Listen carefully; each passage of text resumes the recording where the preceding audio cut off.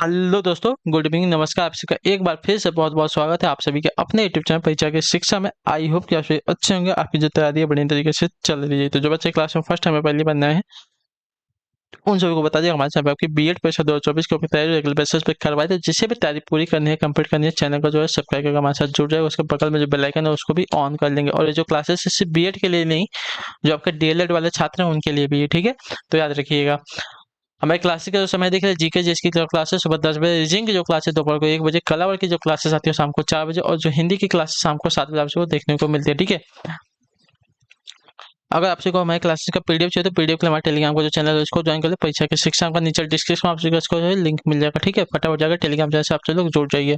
और देखिए, आपकी जो बीएड 2024 से 2026 जो होने वाला है उसकी अगर कंप्लीट बेसिस पे आपको गाइडेंस चाहिए, कोई क्वेश्चन है उसको अगर आप हमसे पूछना चाहते हैं, बात करना चाहते हैं, जो भी डाउट है वो अगर क्लियर करना चाहते हैं तो आप हमें इंस्टाग्राम पर फॉलो करके मैसेज के परीक्षा की शिक्षा का इंस्टाग्राम का पेज है, नीचे डिस्क्रिप्शन में आपसे इसको जो है लिंक मिल जाएगा, ठीक है। तो फटाफट जाके आप हमें वहाँ पे फॉलो करके मैसेज कीजिए, ठीक है। तो चलिए क्लास स्टार्ट करें। ध्यान से क्वेश्चन को देख के उत्तर देते हुए चलेंगे, सही सही उत्तर क्या हो जाएगा, ठीक है। चलिए देखते हैं। 51 नंबर से आपकी जो है क्लास स्टार्ट हुई। क्या दिया गया? भारतीय आर्यों की भाषा ट वर्ग की ध्वनियां कौन किसकी देन है, बताइए। भारतीय आर्यों की भाषा ट वर्ग की ध्वनियां जो है किसकी देन है? द्रविड़ भाषाओं की, तिब्बती भाषाओं की, लैटिन भाषाओं की, या किसी की नहीं। तो आपका राइट आंसर हो जाएगा साथियों यहाँ पे द्रविड़ भाषाओं की। जो आपका दिया गया यहाँ पे ये वाला विकल्प आपका राइट आंसर, ठीक है। भारतीय आर्यों की भाषा ट वर्ग की ध्वनियां जो है द्रविड़ भाषाओं की देन है, ठीक है। क्लियर सभी को इसके बारे में। अगले क्वेश्चन पे आते देखेंगे। 52 नंबर पर उत्तर देंगे आर्टिस्ट ट ठ ड ढ वर्णों का प्रयोग होता है मूर्धा में, माधुर्य में नहीं था, मूर्धा होता है, प्रसाद है, ओज। अच्छा, माधुर्य, माधुर्य दिया गया, माधुर्य दिया, प्रसाद देगा, ओज दिया गया है। तो देखिए, इसका जो प्रयोग होता है साथियों, होता है साथियों ओज में, ठीक है। ट ठ ड ढ वर्णों का जो प्रयोग होता है आपका ओज में होता है। तो जो आपका दिया गया यहाँ पे सी वाला विकल्प 52 पे आपका सही उत्तर हो जाएगा, ठीक है। क्लियर सभी को इसके बारे में। चलिए अगला प्रश्न देखें आपका 53 नंबर। वीर रस का अस्थायी भाव क्या होता है, बताइए। वीर रस का अस्थायी भाव क्या होता है? तो वीर रस का अस्थायी भाव आपका रति होता है, हास्य होता है, उत्साह होता है, क्रोध होता है। वीर रस का अस्थायी भाव आपका उत्साह होता है, उत्साह। जो आपका दिया गया सी वाला विकल्प आपका सही उत्तर हो जाएगा, ठीक है। क्लियर है। अगले क्वेश्चन पे आपका देखेंगे 54 नंबर। ध्यान से देख के बताएगा आइडिया से, अस्थायी भाव की कुल संख्या कितनी है? इसका सही उत्तर क्या हो जाएगा? 10 है, 9 है, 11 है, 12 है। मैंने आपको कल बताया था अस्थायी भाव की कुल संख्या आपकी 9 है। तो जो आपका बी वाला विकल्प देगा आपका यहाँ पे राइट आंसर हो रहा है, ठीक है। क्लियर है। अगला क्वेश्चन भी देख लेते हैं, आपका क्या देगा 55 नंबर। धनाक्षरी छंद किस प्रकार का छंद, बताइए। धनाक्षरी छंद जो है किस प्रकार का छंद होता है? मात्रिक होता है, वरित होता है, मिश्रित होता है, कैसा होता है? तो धनाक्षरी छंद जो आपका होता है सत्य वरित छंद होता है, वरित। जो आपका दिया गया बी वाला विकल्प आपका राइट आंसर, ठीक है। धनाक्षरी छंद जो आपका वरित छंद होता है, तो जो आपका बी वाला ऑप्शन देगा 55 पे आपका राइट आंसर, ठीक। अगले क्वेश्चन बढ़ेगा आपका 56 नंबर है। ध्यान से देखिएगा, उत्तर देगा राइट आंसर। अपभ्रंश को पुरानी हिंदी किसने कहा है, बताइए। अपभ्रंश को जो है पुरानी हिंदी किसने कहा है? इसका सही उत्तर क्या हो जाए? तो इसका राइट आंसर हो जाएगा साथियों आपका चंद्रधर शर्मा गुलेरी ने। जो आपका दिया गया यहाँ पे सी वाला विकल्प आपका राइट आंसर, ठीक है। अपभ्रंश को जो है पुरानी हिंदी आपका चंद्रधर शर्मा गुलेरी ने कहा था, ठीक। क्लियर है सभी को? क्लियर है सभी को यहाँ तक? अगले क्वेश्चन में आपका देखें 57 नंबर। ध्यान से देखिएगा, बताइएगा राइट आंसर। कबीर किस काव्य धारा के कवि थे, बताइए। कबीर जो है किस काव्य धारा के कवि थे? ज्ञान मार्गी के थे, प्रेम मार्गी के थे, कृष्ण मार्गी के, या राम मार्गी के? तो कबीर जो आपके देखिए ज्ञान मार्गी धारा के कवि थे, याद रखिए, ठीक है। तो जो आपका दिया गया यहाँ पे ये वाला विकल्प आपका राइट आंसर, ठीक है। कबीर की जो काव्य धारा थी ज्ञान मार्गी की थी, ठीक, याद रखिएगा। ज्ञान की प्राप्ति होती थी इनके काव्य से। बिपाशा पत्रिका का प्रकाशन किस प्रदेश से होता है, बताइए। बिपाशा पत्रिका का जो प्रकाशन है किस देश प्रदेश से होता है? हमसे पूछा उत्तर प्रदेश से, दिल्ली से, हिमाचल प्रदेश से, या बिहार से? तो बिपाशा पत्रिका का जो प्रकाशन होता है साथियों आपका होता है कहाँ से? तो उत्तर प्रदेश से। जो आपका ए ऑप्शन देगा आपका यहाँ पे राइट आंसर हो जाएगा, ठीक है। क्लियर है। चलेंगे अगले क्वेश्चन पे ध्यान से देखेंगे, आपका 59 नंबर बताइएगा राइट आंसर। साहित्य को क्या माना गया, बताइए। साहित्य को क्या माना गया है? तो साहित्य को जो है माना गया है आपका कठिन तपस्या और महान यज्ञ। क्लियर है। साहित्य क्या क्या माना गया? कठिन तपस्या और महान यज्ञ जो है माना गया, इतना याद रखिएगा, ठीक है। क्लियर सभी को यहाँ तक? चलिए अगले क्वेश्चन बढ़ेगा आपका देखें 60 नंबर बताइएगा राइट आंसर का। उस निम्न में से किसने किन्हें जो है राष्ट्र कवि कहा जाता है, बताइए। निम्न में से किन्हें जो है राष्ट्र कवि कहा जाता है? तो राष्ट्र कवि की उपाधि जो है आपका देखिए रामधारी सिंह दिनकर को मिली है, तो जो आपका दिया गया यहाँ पे ये वाला विकल्प आपका राइट आंसर हो जाएगा। ठीक है, राष्ट्र कवि जो है रामधारी सिंह दिनकर को कहा जाता है। ठीक, 61 नंबर, सर्वनाम कितने प्रकार के होते हैं?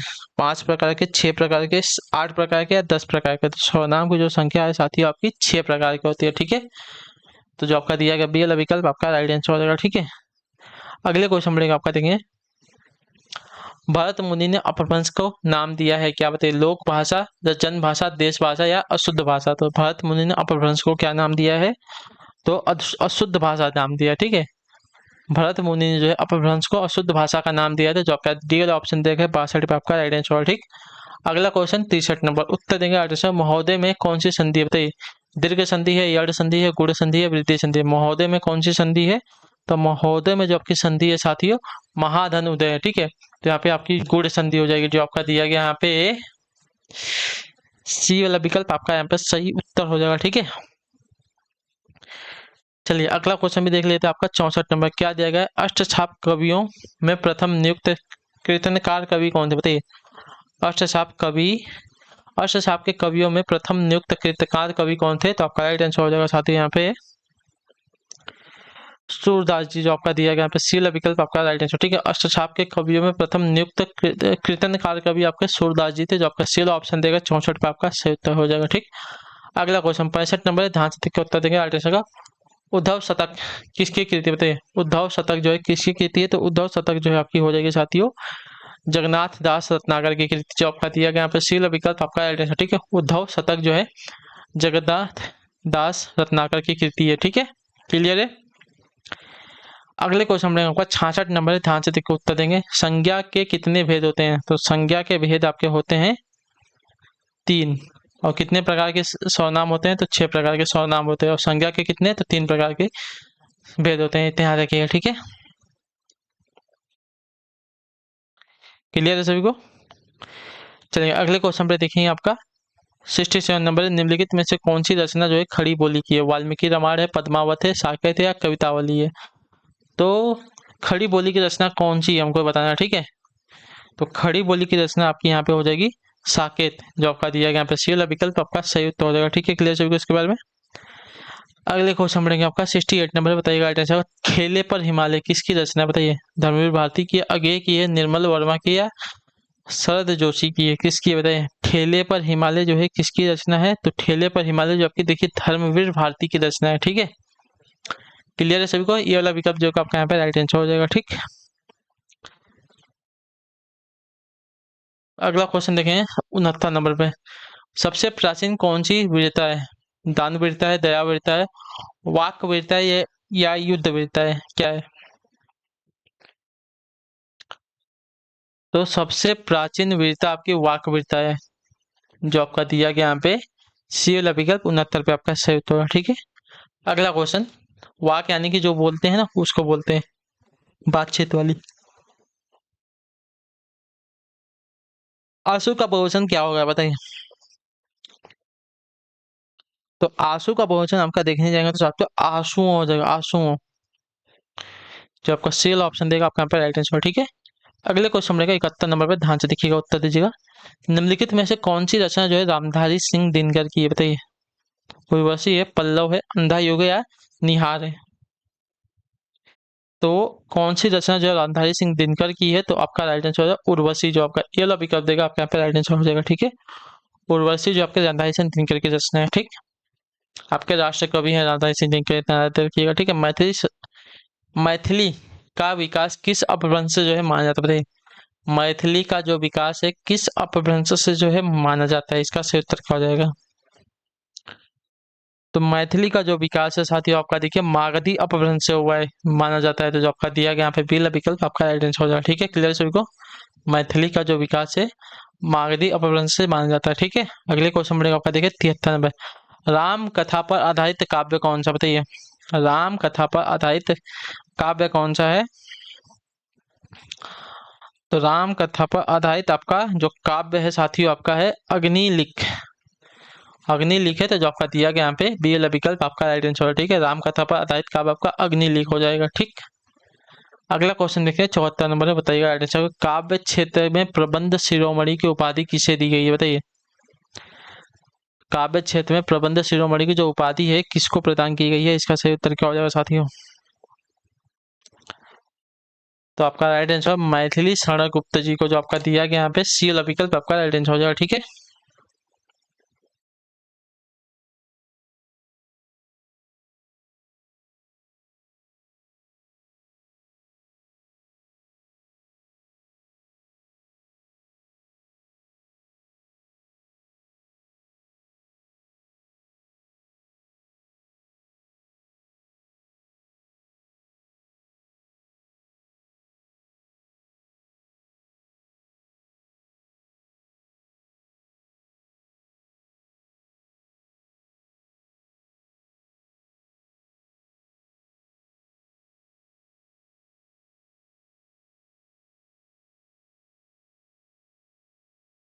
ये एक मिनट। ठीक है,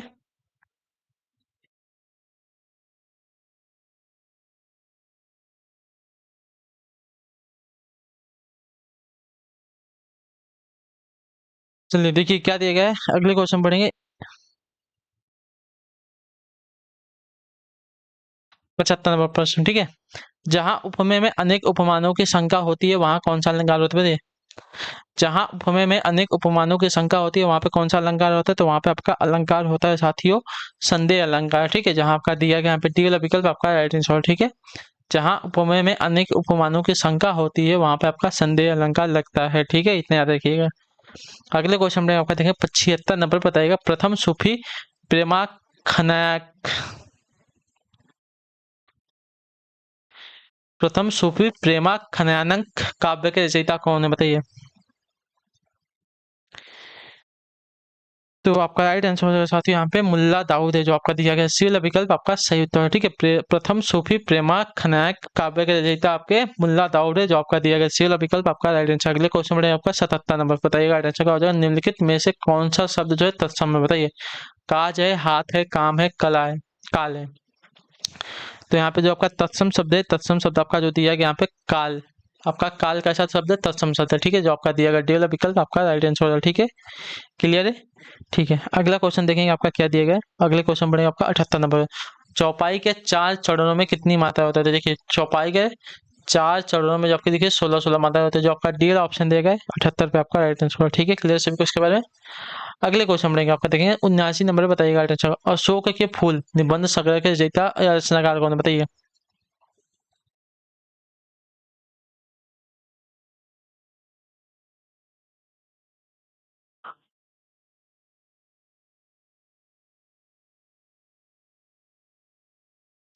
अशोक के फूल निबंध संग्रह के रचनाकार कौन है? तो आपका राइट आंसर हो जाएगा साथियों यहाँ पे हजारी प्रसाद द्विवेदी जी जो आपका दिया गया यहाँ पे डी वाला विकल्प आपका राइट आंसर। ठीक है, अशोक के फूल निबंध संग्रह के रचनाकार आपके हजारी प्रसाद द्विवेदी जी। अगले क्वेश्चन बढ़ेगा 80 नंबर पे।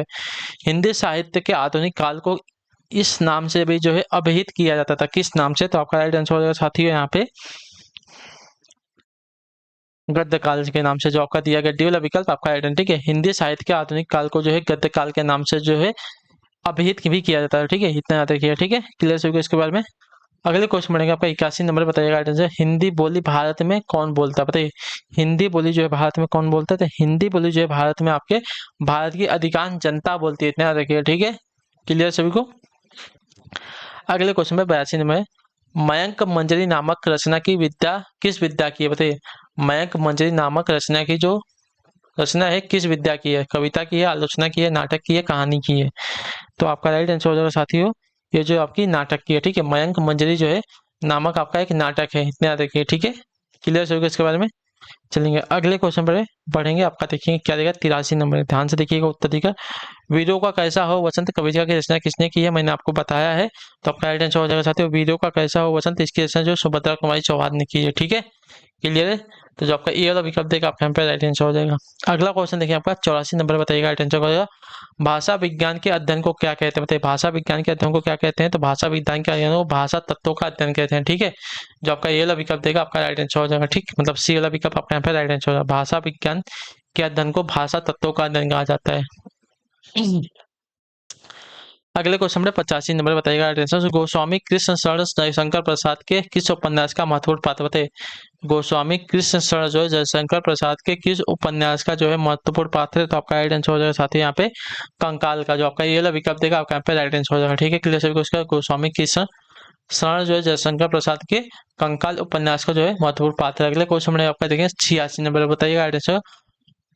परहित सरिस धर्म नहीं भाई परपीड़ा सम नाही अधमाई, इस पंक्ति के रचयिता कौन बताइए। परहित सरस धर्म नहीं भाई परपीड़ा सम नहीं अधमाई, इस पंक्ति के रचयिता कौन है, तो इस पंक्ति के रचयिता जो आपके तुलसीदास जी है, तो जो आपका दिया गया ये वाला विकल्प आपका राइट आंसर हो जाएगा। ठीक है, क्लियर सभी इसके बारे में। अगले क्वेश्चन पढ़ेंगे आपका देंगे 87 नंबर बताइएगा राइट आंसर। साच बराबर तप नहीं झूठ बराबर पाप, इस पंक्ति के रचयिता कौन बताइए। साच बराबर तप नहीं झूठ बराबर पाप, तो इस पंक्ति के रचयिता जो आपका देखिए कबीर दास जी है, तो जो आपका ये वाला विकल्प देगा आपका यहाँ पे राइट आंसर हो जाएगा। ठीक है, क्लियर सभी को। देखिए इनकी जो रचनाएं होती हैं इससे हमको क्या प्राप्त होता है, ज्ञान प्राप्त होता है। ठीक है, इसलिए आपके ज्ञान मार्गी की कवि। अगले क्वेश्चन में आपका देखिए 88 नंबर है।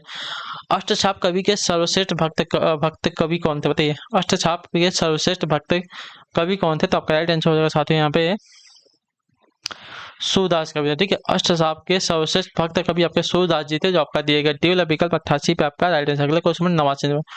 भूषण जो है किस रस के कवि है बताइए। भूषण जो है किस रस के कवि है, तो भूषण की अगर बात करें तो भूषण जो आपके देखिए वीर रस के कवि, जो आपका बी वाला विकल्प देगा आपका राइट आंसर। ठीक है, क्लियर है। अगला क्वेश्चन देखिए 90 नंबर है। हिंदी का आदि कवि किससे माना जाता है, तो हिंदी का आदि कवि जो है आपका देखिए स्वयंभू को माना। स्वयंभू जो आपका ये वाला विकल्प देगा राइट आंसर हो जाएगा। ठीक है, अगले क्वेश्चन में आपका देखेंगे 91 नंबर। आकाशदीप कहानी के लेखक कौन है बताइए। आकाशदीप कहानी के लेखक की बात करेंगे कौन है साथियों बताइए। आकाशदीप कहानी के लेखक कौन है, तो आकाशदीप कहानी के लेखक आपके हो जाएंगे साथियों जयशंकर प्रसाद जी, जो आपका दिया गया सी विकल्प 91 पे आपका राइट आंसर हो जाएगा। ठीक है, क्लियर होगा इसके बारे में। चलिए अगला क्वेश्चन देखिए आपका 92 नंबर। रामचरितमानस में कितने कांड है बताइए। रामचरितमानस में कुल कितने कांड है, तो आपका राइट आंसर हो जाएगा कुल आपके 7 कांड है रामचरितमानस में। ठीक है, क्लियर है सभी को।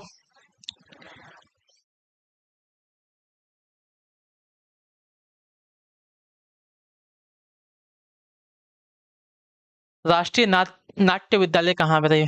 राष्ट्रीय नाट्य विद्यालय कहाँ पर स्थित है, इसका सही उत्तर क्या होता है, आपका राइट आंसर साथियों नई दिल्ली में। ठीक है, जो आपका दिया गया सी वाला विकल्प आपका राइट आंसर। ठीक है, राष्ट्रीय नाट्य विद्यालय आपका नई दिल्ली में। अगले क्वेश्चन में 94 नंबर।